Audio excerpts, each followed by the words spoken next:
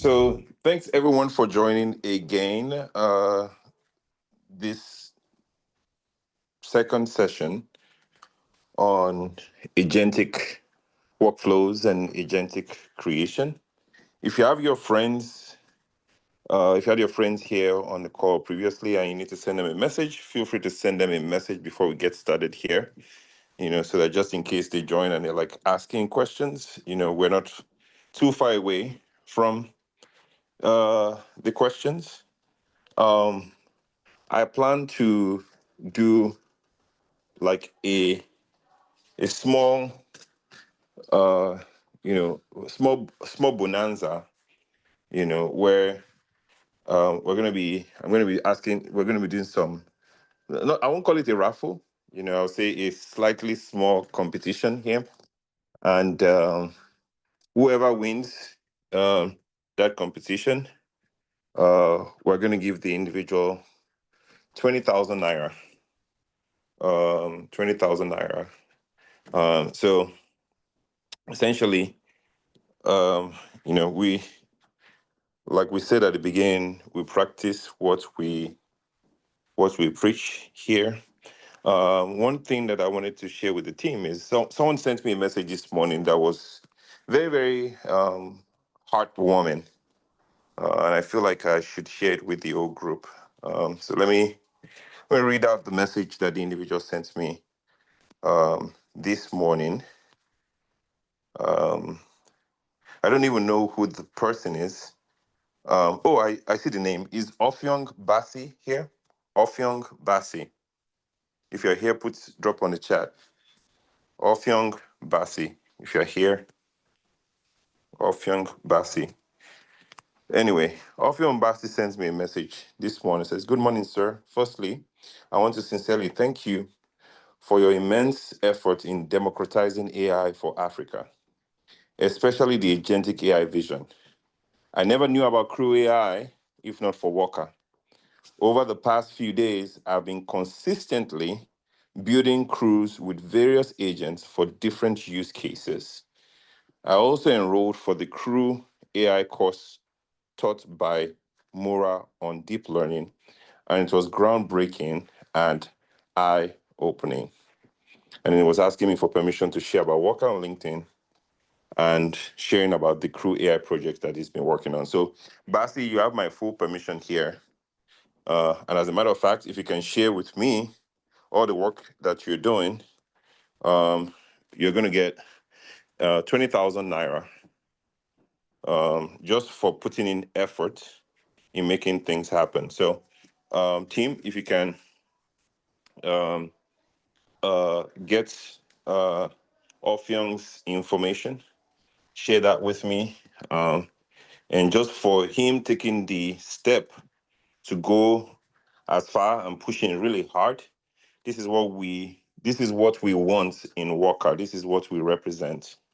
And so we're gonna continue to encourage you to continue to push forward. It's not just about the competition, guys. It's about your future. It's about your life. It's about, really, creating an opportunity for you now so that you can really compete on a global stage, So Often send me all your work, just put in a YouTube or something, share it with me. I'm going to pass it across to our team. I think Jason is also on the call. I'm going to share it with our team, and we're going to bless you with something very little,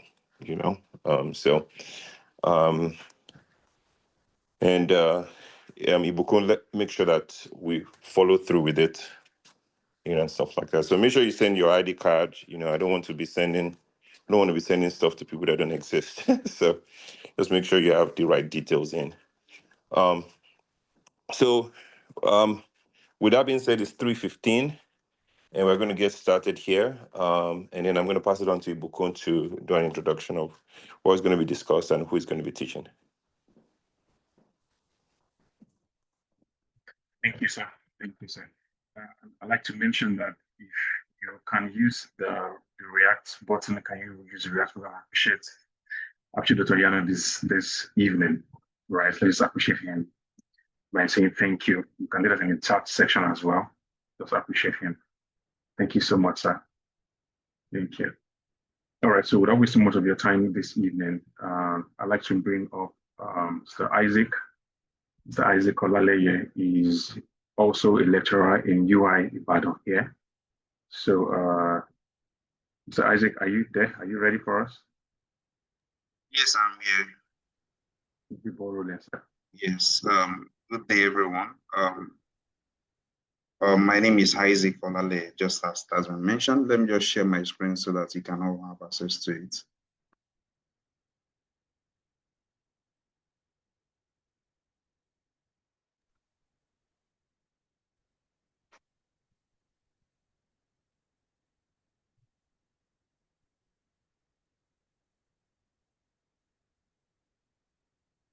Okay, yeah. Can you all see my screen? It's coming up. Yes, we can see it. Okay. Thank you so much. Thank you for the privilege to present to everyone this evening. Well, I promise that it's going to be an enlightening and a very interesting session.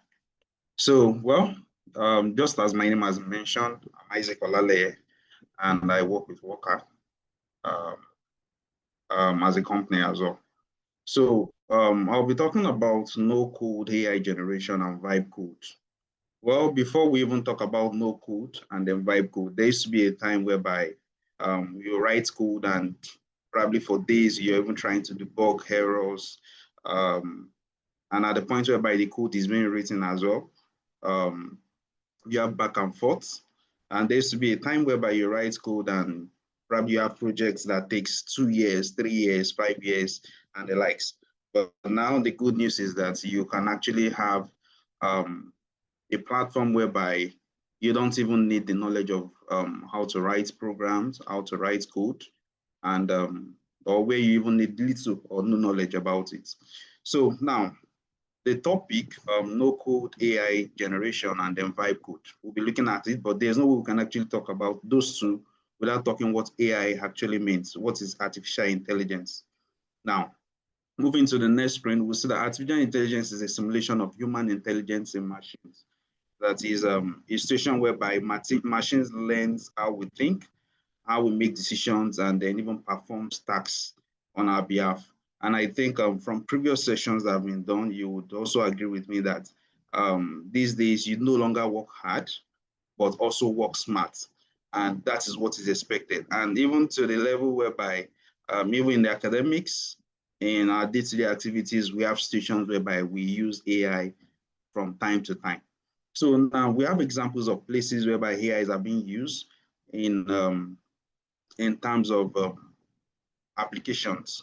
The common one that everybody knows now, at least probably if you're in the academic field, or probably if you're even a software developer or a software engineer in the entertainment industry, in all spheres, we have seen applications work and then work fine.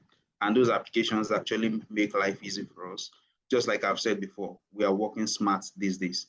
Now, we have examples. We have ChatGPT. A lot of people, even people who are not learned, still tries to, when they hear ChatGPT, they just ask questions and then it solves problem for them. Some people, there used to be a time whereby they will tell you that if you search for what your problem is, or probably what your issue is on Google, you would actually be misled. But these days now, we now have something very close to correct or very correct solutions being provided out there.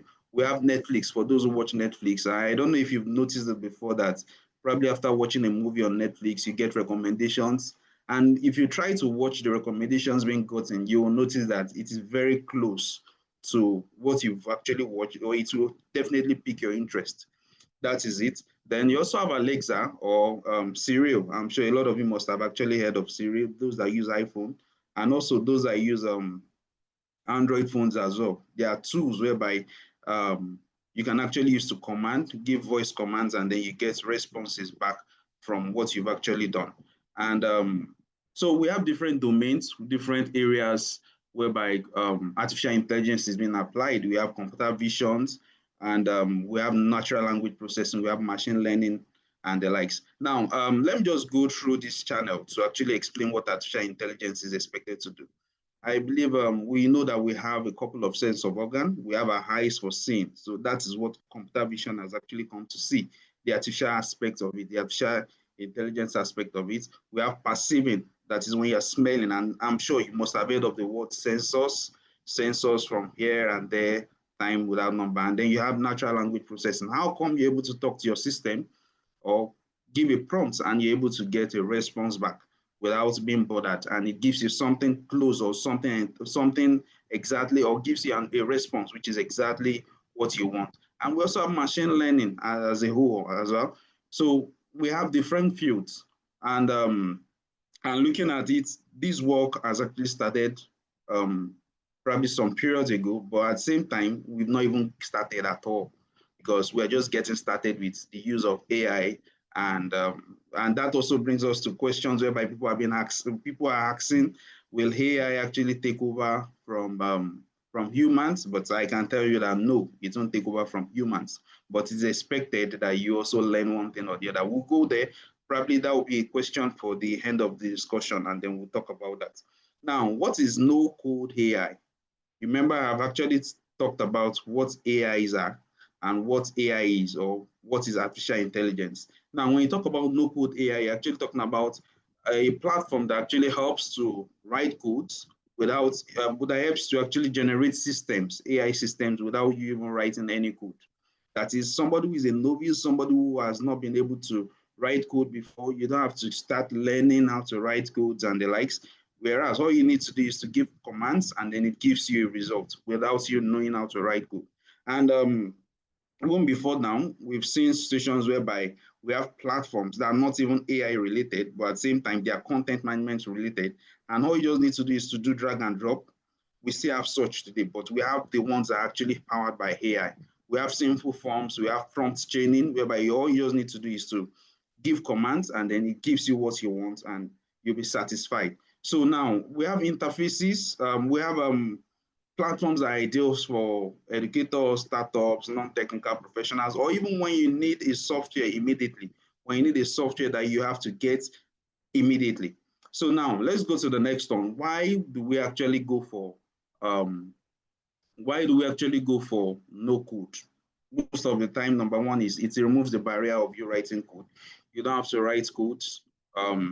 Most of the time, even when it gives you something that doesn't perfectly fit what you want, you can always still prompt it and then tell it, no, this is not what I mean. This is what I mean. And it's even intelligent to the extent that it will even tell you sorry, and then it will give you the correct thing these days. Now we have another reason why we actually write, why we use the no code aspect, or why the no code aspect actually matters, is the fact that at the same time, you don't have to have the direct experience. So you don't have to have the direct experience. All you just need to do is to give queries, give prompts, and then it gives you a response based on what you've actually given, and you get response from it immediately without any issues. And you can also validate. Now we're getting to a stage or a period in life whereby everybody will be a tester. And all you just need to do is give it writes code, and then you test at the end of the day. Now, at the same time, it also reduces the cost of hiring staffs, in the sense that in the situation whereby you have to hire staff, imagine a situation whereby you need to get 5 staffs to work on a project, whereas you have your AI tools that can actually help you, and you are the only one doing it. So it saves you cost in that aspect. So, and that thing again that it also helps is, now this partially answers the question that I asked with, will AI actually disperse, or will it take your jobs from you? Instead of it dispersing or taking your job from you, it actually helps you solve problems, in the sense that you have, let's say, for example, you have marketers, you have HRs, you have teachers and the likes. Everyone here, or a lot of people, actually use AI tools to do one thing or the other. They use AI to actually do one thing or the other. We have teachers who actually use it to generate lesson notes. We have marketers who actually use it to generate pitch deck for presentations with their clients. We have HR as well, who actually uses it. So we have a lot of people who actually make use of AI, no code, and the likes. And all you just need to do is give prompts, command it to do something, and then it generates whatsoever you want it to do. Now, we have some platforms available online for the purpose of no code. We have Teachable Machine, which is actually powered by Google. We have the AI, which is actually owned by Microsoft. The first one actually helps to train all images and audio models instantly. And we have some which also helps to classify images with custom data set. I think I can even give an illustration, another one again, which has to do with, again, is not written on the platform, but we have stations whereby you just give it command, tell it to do something, give it probably text or voice, and then it generates, in fact, it generates voice over, and at the same time generates, you can get avatar or people who actually talk. I believe there's these trending videos that have been going around whereby you see people actually making comedies out of probably news, broadcasting news, and you can't even detect which is which at this point. And in fact, we've seen situations whereby well, recently I saw a situation where a president was actually given an information. And in my mind, I was like, no, this can't be the president. This has to be somebody else. But these are actually generated by AI platforms. And the AI platforms being generated, I'm quite sure in a way that it's a probability that you have situations whereby even the person who generated it might not be somebody who knows how to write code. Probably a person came across a platform and then just made use of it and then generated something. And at the end of the day, if you look at such a platform, probably the person who has tweeted or who has actually created it, it generates revenue for the person. So it goes beyond just knowing how to write code to having things being done, your day-to-day activities that actually help you. Now we have other examples. We have Bobu, which is actually used for creating SaaS platform, that is software as a service platforms, marketplaces, customer relationship management, and the likes. And then you have others which are actually listed in the slide. And you have Adalo, which is actually used for drag and drop to build mobile apps. Now, these days, you don't even need to know how to write code before you can build mobile apps, before you can build web apps, before you can do anything. I told you before that now we are being pushed to an era whereby everybody is going to be a tester. Now, the other part of it, which is vibe code. Don't forget that the topic is vibe code against no code AI. Now, when you talk about vibe code, you're actually talking about a no prompt chaining platform that connects AI tools. So what it actually does is, in a way, it's not like you don't write code, but it is limited. And all you need to do is to give a prompt, you have something, it shows you the code. But if you look at the no code platforms, you won't even get to see the code, except you're very good that you're going to be able to extract the code out. But in the situation where you're working with vibe code, I will be doing some practical with us so that we can actually see examples of what I'm actually talking about. So now let's move to the next one. Now, practical use cases of no-code AI. We talked about the education aspect. I think I've mentioned some of these things before now. So not just no-code, but for no-code and vibe code at the end of the day, because any of these platforms can be used. So it depends on what you intend using. I'm trying to speed up so that we can actually move to the practical aspect of it so that we can actually see how it works. So now let's go to the practical, or let me go straight to some statistics. We have some differences here before I go to the statistics. Now, what's the difference between vibe code and then no code based AI?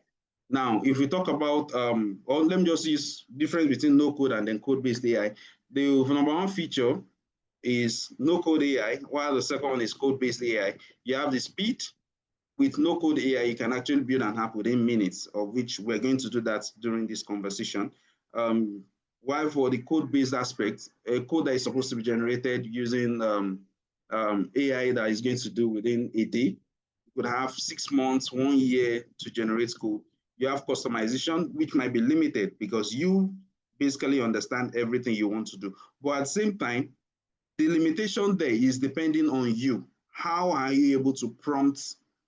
How are you able to query the feedback or what you want? So that is also a factor. So the limitation here that you're seeing as limited for the no code is not really a limited, it's not really a limitation if you really know what you're doing. Now for the skill level, anybody can just pick up system and just come up with something. It's more like you getting a new system now and then trying to see how to use Microsoft Word or Microsoft Excel or make use of any other tool. Then you have control. Fine. It's possible that it might have limited control, but if you know how to prompt, it serves as an advantage for you. Then we can see what it is best for as well. Then at the same time, we have limitations of no code, which is true. Everything that has advantage must also have its own disadvantage. But the advantages actually outweighs disadvantage in the sense that the limitations, like I said, limitations to customize, you can't customize easily. but that's customization that you can't do easily. Gives you a strength if you're actually somebody who knows how to prompt and then who knows how to query and to get feedbacks. Then scalability as well. In a situation where by actually handling data sets, I believe what I mean by data set is more like having examples of data that could actually be used for a particular work. It could be AI related, it could be machine learning related. Now, let's say, for example, now we have data set out there. The whole world now is being driven by data because you have a lot of data. The phones you use from movement from one place to the other. You have your Google location being on. You have other things being on. So data is actually being used from time to time. And at the end of the day, they are being used to perform one thing or the other. Then we have privacy aspects. Now, there are some of the tools that would actually tell you what the privacy policies are, and you have to also be able to read. So at the same time, then we have the statistical report. Let me explain some things to us. Now, if you look at the reports from 2023 regarding co-pilots, regarding co-pilot, co-pilot is actually a tool that is actually being used as a vibe code or no code. It depends on what you intend achieving. We see that about 46% of codes in popular programming languages is now AI generated among developers. And I'm sure, I don't know if a lot of people are actually familiar with the term GitHub. I'm sure it's more of a repository kind of thing. If you look at the codes there, you have over 46% of it being AI generated. That shows that everybody is trying to see how to work smart and then come up with something very, very nice at the end of the day. We have Stack Overflow as well, which is actually a platform popularly known for probably asking questions, getting feedbacks, trying to solve issues from time to time and the like. We have 63% of the developers, there was a pool that was actually made available and 63% of them said they actually use AI tools in writing code. And among them, we have 50% for daily code snippets, which actually gets their daily code snippets come from AI suggestions. And that actually helps. Now, sorry, I'm trying to go back. Now, we have AI tools actually generate 40 to 60% of code in hybrid development environment. Now, even I'm sure we've seen situations whereby we have companies and then they expect there's always a target. And based on the target expected, you're expected to actually come up with something and then do it within the quickest period of time. And based on the quickest period of time, a lot of people are under pressure to actually get that done. But now, what this is actually telling us is we don't have to be under pressure to actually do things any longer. All we need to do is focus, be composed, know how to prompt, ask questions, and then you get your response. So it's more like, imagine you dealing with a no-code platform or AI code platform or vibe code platform, just dealing with it as if you're actually conversing. More like you're having a conversation and you're actually getting feedback based on your conversation and the likes. Now, the future of no-code AI is actually the rise of prompt engineers as a career. We might not have been seeing much of prompt engineer roles out there, but it's a possibility.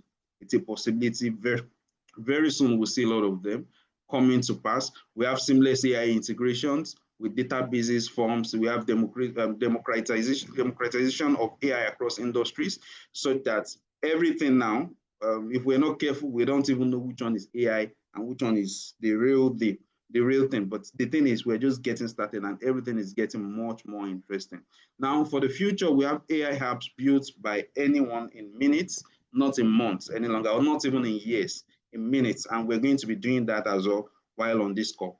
So now we have keynotes or key takeaways that we need to know. No-code AI enables fast, powerful solutions without programming. Vibe code lets you change prompts and build AI tools visually. Now, they are both great for educators, entrepreneurs, and then non-technical users. That is, it is for all. So you don't have any excuse not to start doing something busy. Like Dr. Yanu mentioned, there's somebody who is already doing something with the last stuff that we actually taught, and which is actually good. Then we have we also start experimenting with tools built for AI solutions today. Then now let me give something. Let me take us back to the way it used to be before. Now, the way it used to be before is more like our parents down in those days, they built AI tools. Now we are learning from AI tools. Now, the question that will give you all is what will happen in the future? So it's just a food for thought for us. So let's go to the practicals. I don't know if we have questions before we go into the practicals. Mr. Ibike, is there any question before we go into the practicals? After the practical. Sir? After the practical, we'll take that. Okay. So now I would love to share a page with us whereby we can actually see what we have here. Now, this is an example of a no-code platform. We have lovable.dev. This is an example of what one of the platforms you can actually use. Now, let's assume we want to create a simple application. All we just need to do is to give it a simple command, and then it works based on the simple command we want it to actually perform. Now, let me give it a simple command. What can I tell you to do? I'm trying to think of something. I don't know if someone can just give us something in the comment section. Let's just build something out of fun. Anyone can give us something from the comment section. Let's build something out of fun. I have something planned, but I think it will be much more better and interesting if we can just come up with something. I'm still expecting the feedback. Anything? It's saying CGPA calculator. Okay, so let's just come up with a CGPA calculator. So now I'm actually trying to see, okay, I would like, let me just use this as an illustration. I would like to build a CGPA. Now, there are situations whereby you have to be precise about what you want. You know that in the academic space, we have CGPAs of 5, we have of 7 and the likes. So let's be precise. I want to build a CGPA calculator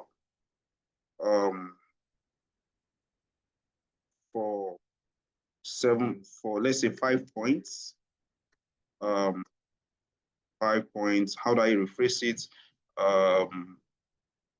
Now, the funny thing is, I don't even have to understand English that well. All I just need to put is to put this, and then it gives me something. So let's see the magic being performed. So we'll get feedbacks.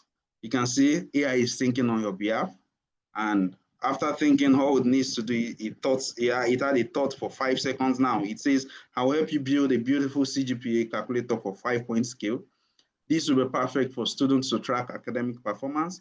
Let me create a modern academic team design. Clean interface for adding subjects to grades and calculate and credit hours, real-time CGPA or GPA calculations, support for multiple semesters, beautiful academic color schemes with blues and greens, and then responsive design. So at the moment, it's actually building it. If you know how to write code before now, you see that some of these things, this is more like a TypeScript code that it's actually writing at the moment. So, and this is more like a URL, or let me put it like this, a directory to one of the folders that is writing. So if I want to show all I just need to see is it will tell me, okay, it's creating this, it's editing this, it's doing that and the likes. And before we know it, we get to see how the view will be like. So let's just wait for a while it actually continues the creation of our CGPA calculator.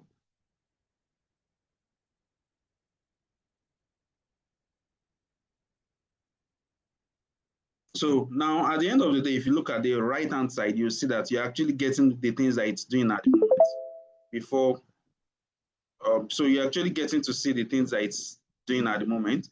While you see, perfect, I've created a beautiful functional CGPA calculator with the key features. It added add subjects with credit hours and grades from A to F on scale of 5, real-time GPA calculations and display.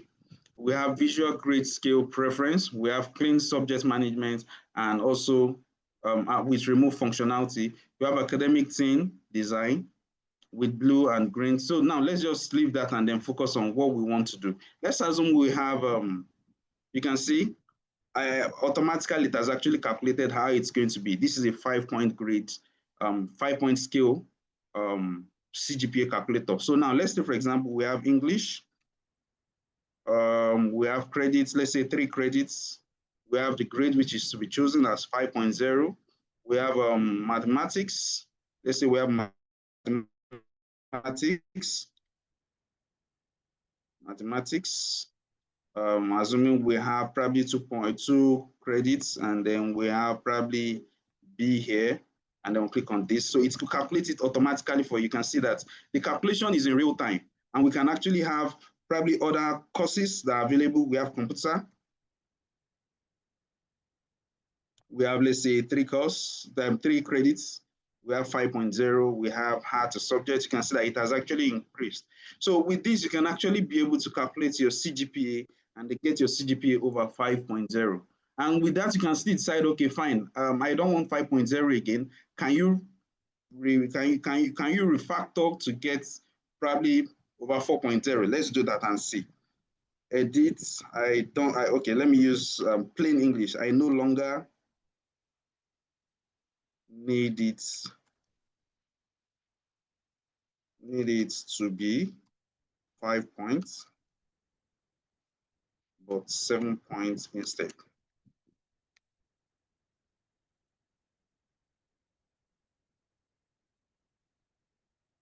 Update what has been probably generated or written. So let's see. You can see that it's a thing. Imagine if you were to actually write this code, you might be using hours, or probably at least you use 30 minutes to even come up with this code. So now you have a station whereby all of this is being done within few seconds and you're getting a result. So now I'm trying to see how I can actually update the code so that instead of 5.0, it uses 7.0, and then you get to see the outcome at the end of the day. So we're trying to, it's working on it, and then we'll get a feedback or a result regarding that. So after doing this practical, this example, then we switch to the vibe code as well using a tool called cursor.ai. So which is what I'll be using for us to actually see. We have a lot of platforms out there. We have a lot of platforms that could be used, but I'm actually choosing this just because of probably just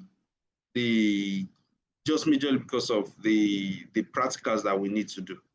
So I think it's still okay. Let's preview the latest one. Okay, now you can see that okay, we have out of 7 total credits. So let's have a situation whereby we have what course can we use? Let's say literature. I'm just using illustrations. We have probably 5 points, and then we have 7.0, and then we have this. So we can see that ideally on a normal day we should be having something below 5, but now we have something above 5, which is at the scale of probably over 7. So now we can always delete. You can see you have the CRUD system, which can actually make you delete. You can add, you can do anything you intend to do. Let's assume we have another one. We have the English written here.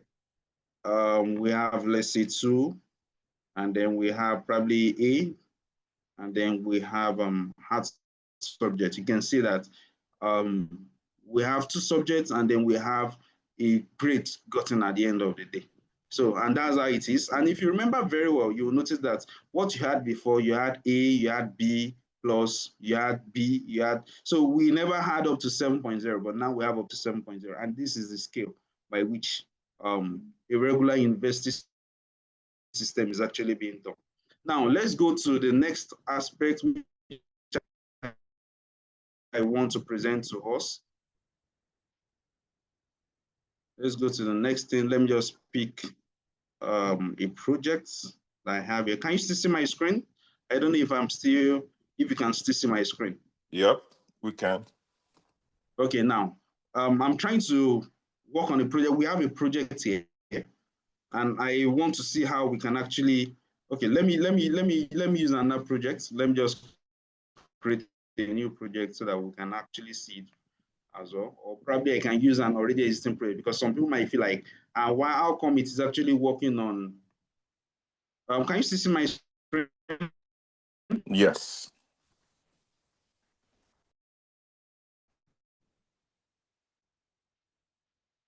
Okay, let me share. I think being used now. I know that a couple of people might be looking at, okay, how come we're actually building new project? What about already existing projects? And I have a series of projects on my laptop. So let's assume I want to actually work on a particular project that AI has not even been involved before now. So hold on while I open the project.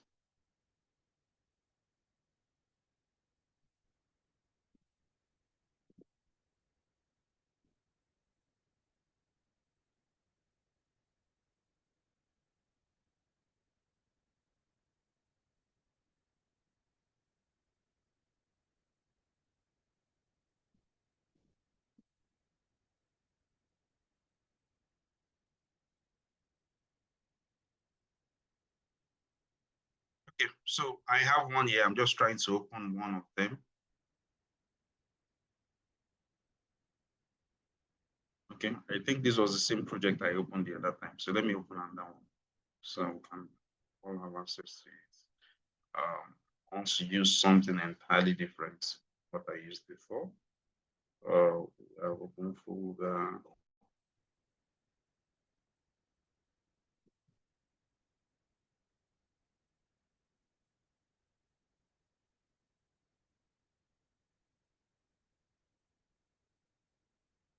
Okay, let me use this as an illustration. Now, can you still see my screen? Can everyone see my screen? Yep. Okay, now we have a project called Idea Gen. Okay. Now we have a project called Idea Gen, more like idea generation or generator. And now the AI tool has never interacted with this project. Now I want to start a new project. I want to continue on an already existing project that I've been writing before. Now let's say, for example, if you look at the screen, you will see a field here to actually ask questions. You can command it and then you can tell it to do something.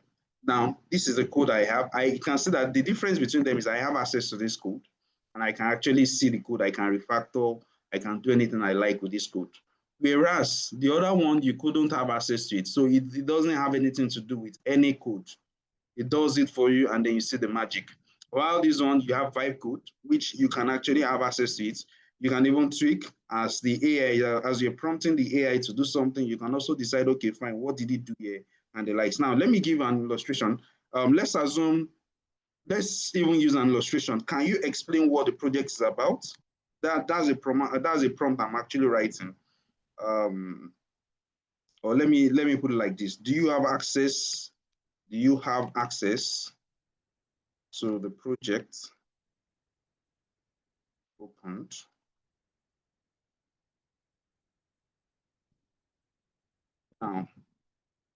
Now let's see if it generates response. He said, I will check what's in your project workspace to see what files and structure I have access to.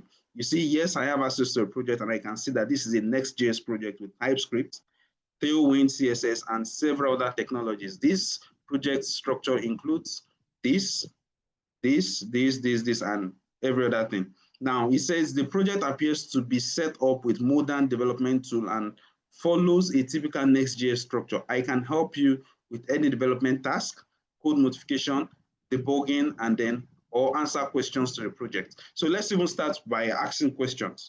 Now, let's say, for example, what exactly, let's ask this, what exactly is the project about?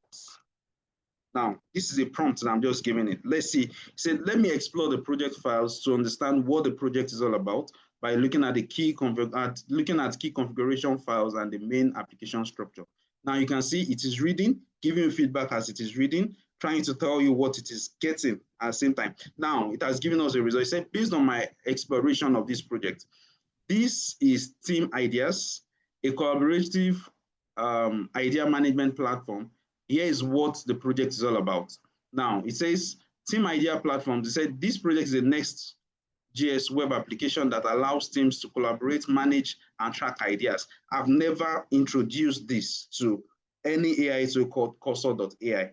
Now, we now have a situation where it's giving me, based on what it has seen in my code, it can tell me what exactly what it is all about. the core functionalities, what are the things needed, what are the things used to build it, what are the key features involved. And even if I wanted to fix a bug, it can also fix it without any issue. Now, the major reason for using this second project for this purpose is so that we won't say, okay, fine, we're actually creating, what about if we have an already existing project? That is the major reason why we're doing it. Now, if you now go back to the statistics I had before, let me try to run the project as well, so you can all get to see, so it won't just be as if so it won't be as if I'm just, okay, I'm trying to run the project so that we can all have access to it. Now, okay, sorry, I'm not sharing my entire screen. So let me just do that real quick. Let me just share my entire screen so you can see. I believe you can now see my entire screen if I'm right. I believe you can see my entire screen now. Now, I tried running the application, so it's trying to run, it's trying to come up. So once it comes up, you get to see the beauty or what it is actually saying. Now you can see that it's more like a team ideas or more like an idea platform whereby, so let me just explain what this project is about in brief.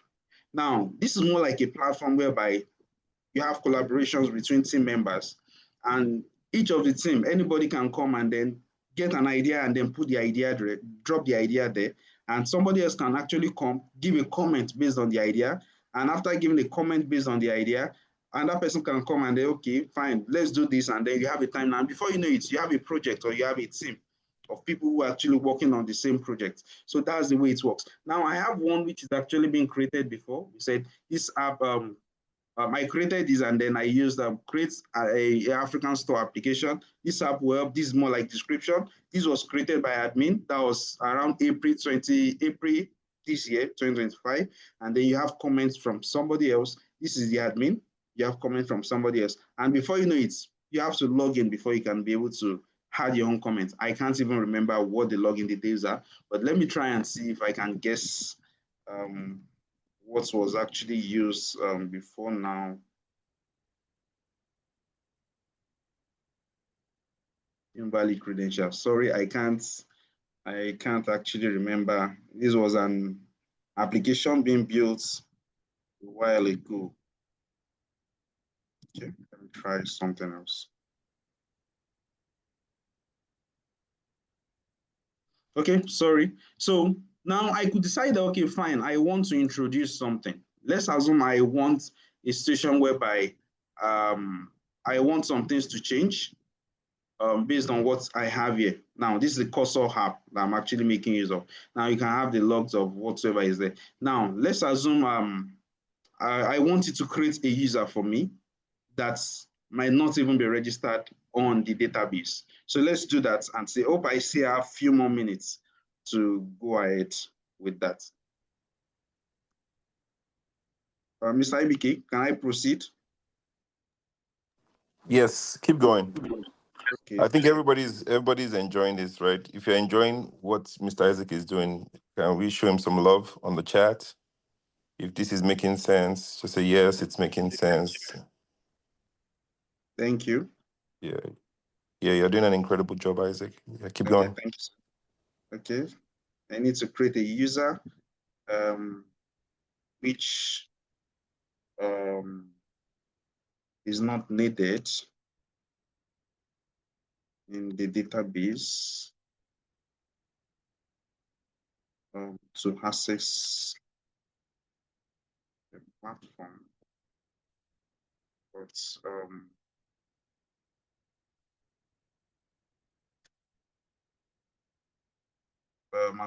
what I'm trying to do now is to see if I can actually create a user that won't be stored in the database, but would have access to the platform.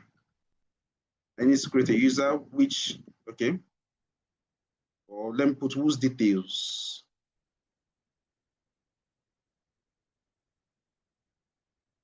Whose details won't be stored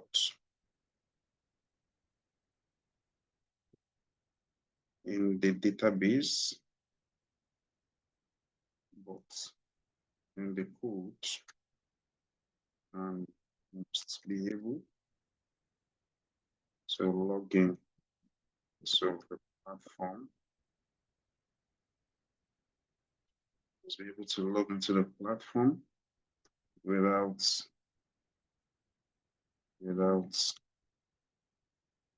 any restriction. Or I can even see that it's either a new administrator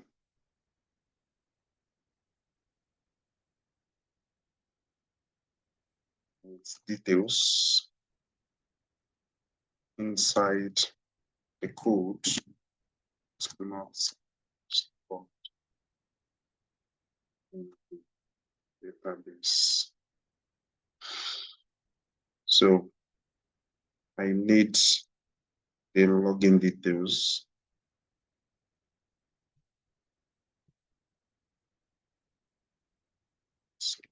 The chat section.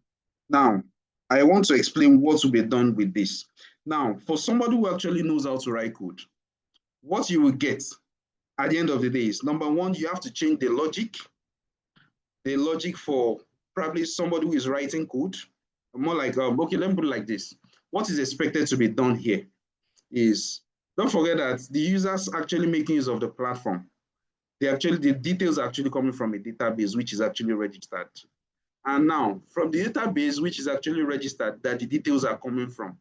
Now, we now have a situation whereby we can't even remember the login details. But now I'm telling it, creates a login details or creates a user from the code level that should have access to the code without going through the database. So what the code will actually do is to create a space that at the end of the day, you won't need to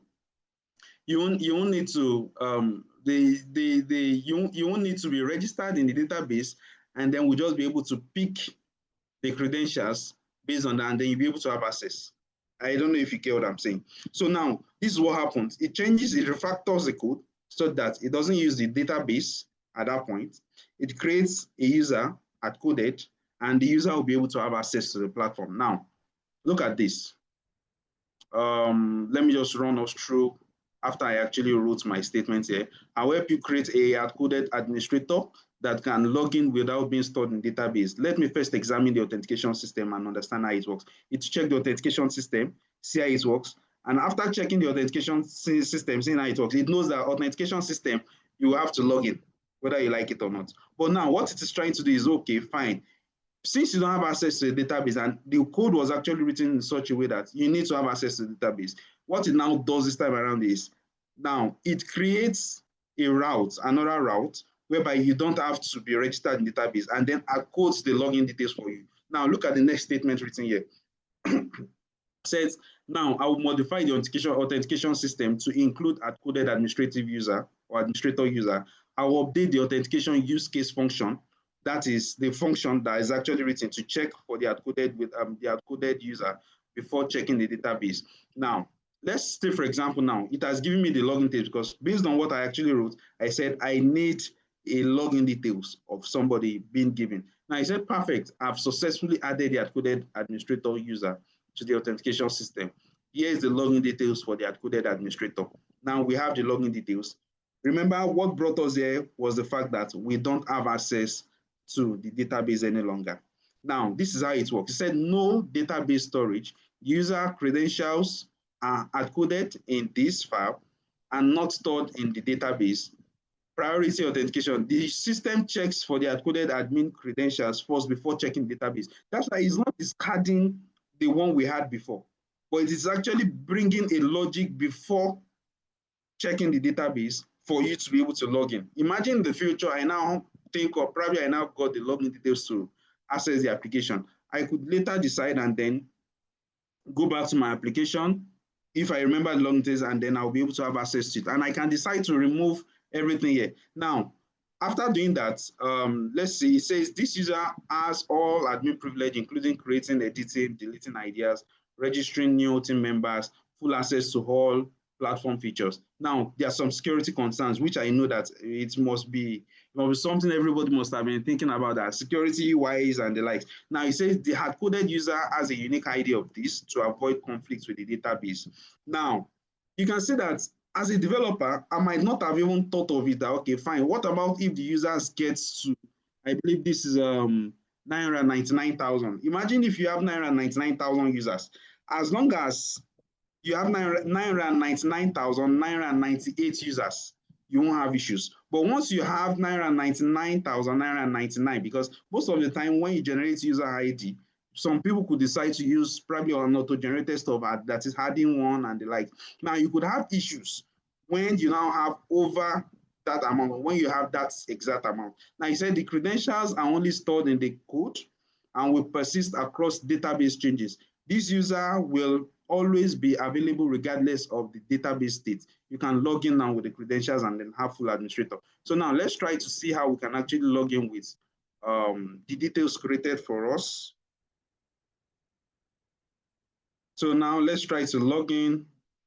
Now we have a username, and I think we have 1, 2, 3, if I'm right. Now we see that we now have access to the platform. So we have access to the platform now. This is something interesting, and I believe we all agree with that. Now I've been able to, before getting to the database, to be able to log in and then have access to the system. That's created a user, which it actually gives the permission to have access to the application itself. You can see that this user has the privilege to do a lot of things. You can actually add new teammates or team members. You can actually, after adding new team members, can decide to add new ideas by itself. Let's try to create an idea. Let's say CGPA calculator. To be built. Let me just use this so we can all see. We have the idea. This is just a test privilege or tests tool for Wokkah. Then we could decide to don't forget that, well, this is an application whereby we actually have status, we have draft, we have in progress, we have completed. So let's have this as in progress. Then we'll click on create ideas. So it says fail to create ideas. Now let's try to check the log if we have something here.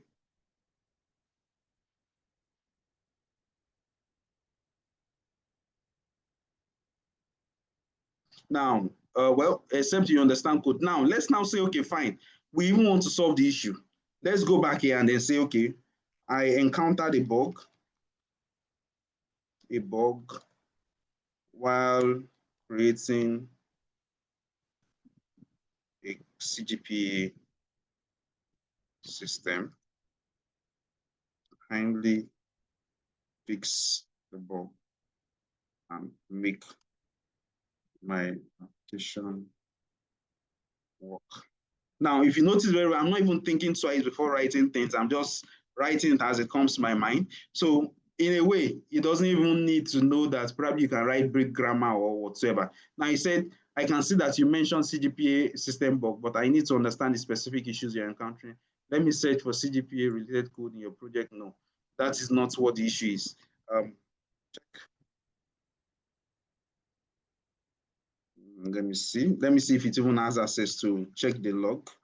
Check log gotten from the application when being. So we're trying to see if it can, okay, now it's trying to check the log. Now, let me check the log, blah, blah, blah. Sorry, what's this?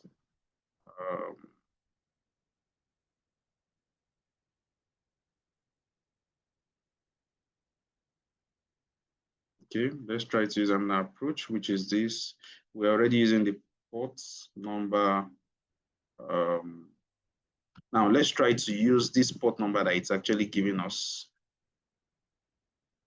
It's trying to run it so I can actually have access to the log. I hope I'm not taking so much time, but this is just so that we can actually know how to prompt and then how to query it and then how it will give us feedbacks that we need.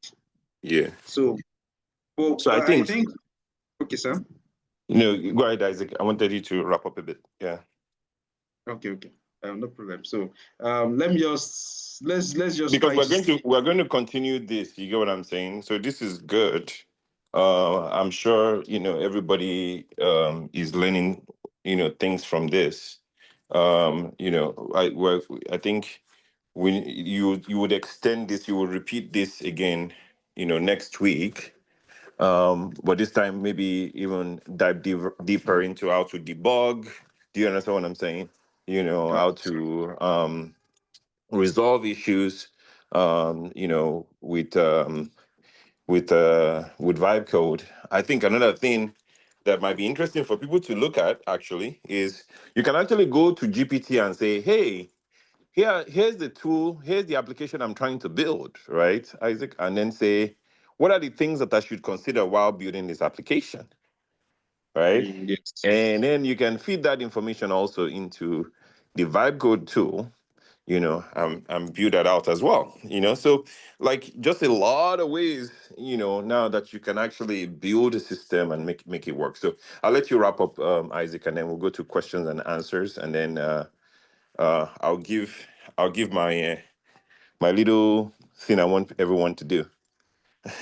Okay. No problem. Thank you so much. So, Also, is the tool free? Can you tell them, is it Replit? How many generations can it do with Replit? Lovable. Which one do you recommend you should start with? Something like that. You should say it while yes. you're So, wrapping up. for the purpose of this presentation that I've been using I used for the no code aspect. I actually use lovable.dev in case you need that. lovable.dev. While for the purpose of the vibe code, I'm actually using something called cursor.com, or you can use cursor.ai, and then it gives you can say you have AI code editor and the likes. So all you need to do is to download the application. You download, if you're using a Windows system, you download on your Windows system. If you're actually making use of an Apple system, you can, or MacBook, you can also download that. And what you can actually do is you can see that I have the software being installed, and all I just need to do is to come to the software and then start making use of whatsoever I want to do there. So I could decide to, just like Dr. Yana has actually said, all you just need to do is probably you have an idea of what you intend to build. And what you intend to build is something that probably is not a full-fledged idea. You can still decide to go to ChatGPT and then put, okay, fine, I want to build a software for this, and these are the features I have in mind. It will bring it out better and then give you something nice. I believe for those who are actually building products, you could have stations whereby even PRDs, product requirement documents, are being generated. And once you get that, you can just bring it here and then paste it, and you have your code, you have everything being properly done. And if you're somebody who prefers probably gradual process of writing or adding features and likes, you can also interact with these tools as if you are interacting with your siblings, or you're interacting with people or your close friends or your best friends, and they give you responses at the end of the day. So I don't know, but I think since I was given 1 hour and I think I've spent 1 hour, and I know that probably there will be questions as well. So I think Dr. Yano has said probably we'll have this session to actually see how to fix bugs and the likes. So I wouldn't want to delve so deep into it so that it won't become boring. Because at times you might be giving commands and the likes, and probably from one command you encounter another thing, and from there you think of something else, and then you get before you know it, you have a full-fledged product, or an MVP. Let me put it like that. So thank you so much for that, for the time. And I don't know if there are questions. Let me attend to questions. Any questions? Feel free to. We're going to take like 3 or 4 questions. If you don't have these tools, I want you to set up the tools, because the next thing I'm going to do is give you guys a little bit of a challenge, and like I told you guys earlier, for anyone who is able to do a great job at it, like you could get something as well. And so, any questions? What's the difference between code and cursor?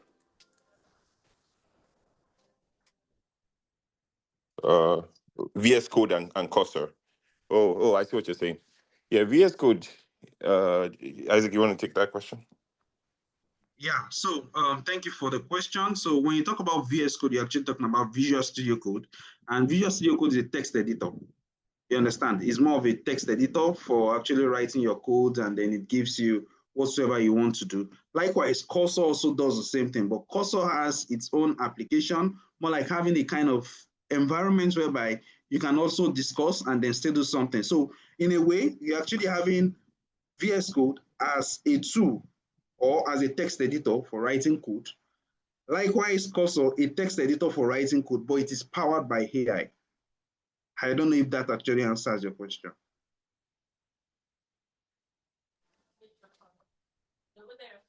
Okay, thank you. He said it does. How do we host developed Lovable? So you want to share a little bit about that, Isaac? So let me share my screen again so that you can actually see. I'm sure all the platforms you use, probably Lovable. Let me use Lovable as an illustration for the application which we've just built on Lovable. Can you see my screen? Yes, we can. Yes. So you can see that you have a publish button here. I can just click on publish my project. After clicking on publish my project, you can see a link which is generated. I could decide to edit the name to whatsoever I like. Let me use CGPA generator. So I'm renaming the project. So we have CGPA generator dot. Okay, sorry, it's yet to. It is yet to update itself. Let me click on it again. Okay, let's even assume that probably I'm using a free version, and it has actually given me a suggestion, which is grade.body.lovable.app. So I can click on this publish button. By the time I click on this publish button, I can actually copy the link and then send to anyone, and anyone would have access to it. I don't know if that answers your question. Sorry, I'm trying to publish that. I can actually get the link and then share on the group so that every other person can actually have access to it as well. Sorry, trying to use the chat section. Sorry.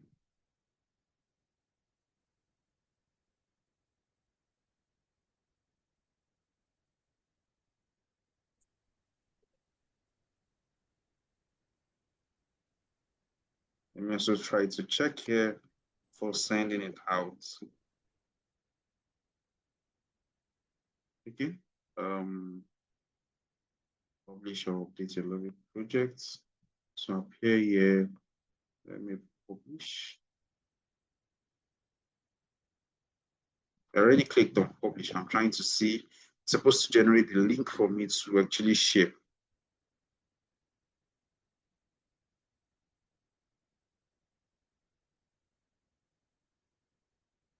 I'm not getting the link here, which shouldn't be. It's supposed to display the link.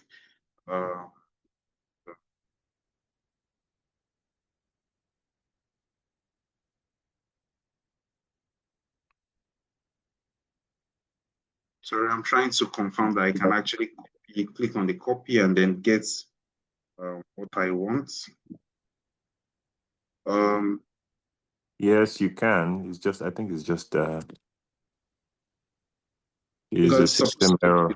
Yeah, it should be. Yeah, it will come up. It should come up. To come up. Yeah. So I can actually share and then everyone can have access to it. So that's what is expected. You can see that it's also as simple as anything you can think of. Just the publish button, and when you click on the publish button, you click on the it generates a link. I don't know what's going on. Let me try to refresh my page. Someone's asking, can we generate it, code? Yes, you can download the code that you generate, right, Isaac? Yes, you can download the code. Yeah, you can download the code. You can use Cursor to update the code. Okay, so I think this was what I was supposed to share. I was waiting for this Someone URL to says, be. can I create an AI-powered software using Cursor in which I will be able to use an API? Yes, of course, you can.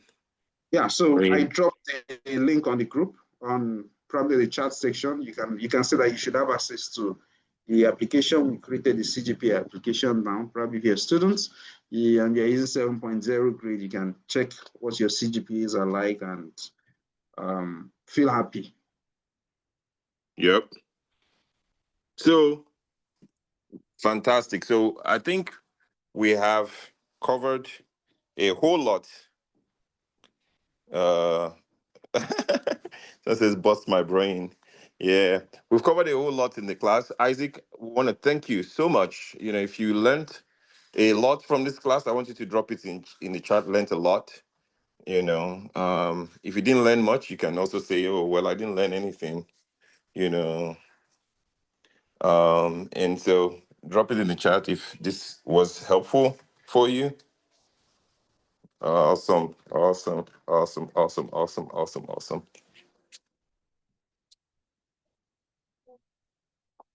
Absolutely. We can't wait to share the next class with you guys as well. So here's what I want everyone to do is here. I want you to take one of those tools, take a big problem in Nigeria, something you know that is a big problem. So one, it has to be a big problem. So for those that are good at using GPT, you can use GPT to do this, right? Take a big problem in Nigeria, a very big problem in Nigeria, right? One. Then you have to figure out whether that problem is actually marketable, meaning does, like, is it something that people could buy or pay for? And you can do this with GPT. You can tell GPT, you know, I want you to identify problems around this specific area. And then what I want you to do once you're done, please follow the instruction exactly the way I'm sharing it. So take a big problem, or you can even choose an industry first. So you choose an industry, like, when I say choose an industry, banking, finance, government, technology. Choose an industry, then choose a big problem that people are looking to solve in that industry. And you can use GPT to drill down to the problem, and then ask GPT, who is going to be willing to buy this? Who is going to be willing to pay for this, right? So, it could be anyone, right? And then look at the answer and see, and make sure that the person who GPT is telling you will be willing to pay for it is actually the person that would pay for it. If it's not showing you the real thing, iterate and make sure you change the problem and change, and look for who be willing to. Once you're done, identify the buyer frustration. What frustrates this person today, and how do I position myself to basically solve that person's problem? Then once you identify that, you say, okay, this problem, how can AI be used to solve it? And once you're done with that, you can take that particular problem, create, what you want it to do on one of these tools, Lovable, Cursor, any one of these, and build an application using prompt engineering, right? Just do vibe coding and build an application. Once you're done building the application, create a video walking any user through what the application does, tag Wokkah and tag DSN on it. For anyone who successfully does it, we're going to do a raffle, where we pick one person and we'll bless the person with something as well. So nothing much, maybe 20K naira, 20,000 naira or something like that, right? So pick a problem, just follow exactly my instruction, and share it. Share, you have to be on video, share it. I was at Wokkah training. We're learning how to build agents. Here's what it is that I built for X, Y, and Z. Tag Wokkah, tag DSN, tag me, and let's build the future, right? Let's start building. That's the best way to learn. Now, for some people that are not really good with, for those that are good with development, they can even fix some of their issues, fix some of the bugs, and deploy. For others that are not really good in deploying, just vibe code it. Vibe code it and make sure it does a good job.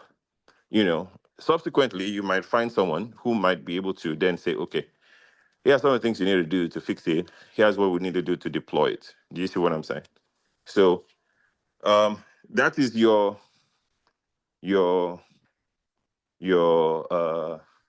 assignment. So everybody, let's get on it. I'm going to use the time of response to judge. I'm going to use the creativity around the work to judge. I'm going to use basically the intuition or the thoughts that went into it to judge, and stuff like that. So let's get this going. Great job, Isaac, for walking us through it. I'll pass it on now to Ibukun so we can wrap up. All right, thank you, sir. They're asking for my handle for tagging, so feel free to share my handle. I will drop that on the WhatsApp group. Okay. Yeah. Thank you, sir. Thank you once again. Thank you, Isaac, as well. Thank you. That was a great one. So just to mention to you guys, I will be sharing the recording of this training in the WhatsApp group. So you can expect that. And if you have more questions, you can drop it in the WhatsApp group. We'll be able to respond to it as soon as we can. Yeah, I think that'll be all for now. If you have And any... team, make sure we follow up with Ofyong Basi. Yes, I have. So that I can get what we're going to send over to him. Yes, I have it now. Okay. Yeah, all right. I think that'll be all from me. Thank you, everyone. We'll continue the conversation in the WhatsApp group. If you're not in the Someone group, is asking for the WhatsApp group link. All right, I'll share that right away. Just give me a minute. Oh, you find that's a good project. I built a machine learning model for predicting loan defaulters. That's good. Demo, create a demo of it, video demo of it, But don't use it for this particular task because this is different. Okay, so I'm dropping the link in the chat section now. Yeah, done. It's in the chat section now. Okay, I think that'll be all. We'll wait for a few seconds so that you can pick the link before we end the meeting. Thank you once again, Isaac. Thank you, Dr. Yan. Thank you for the opportunity. Let's have a good one. Good night, everyone. Okay. Good night, everybody. Bye. Thank you. Good night.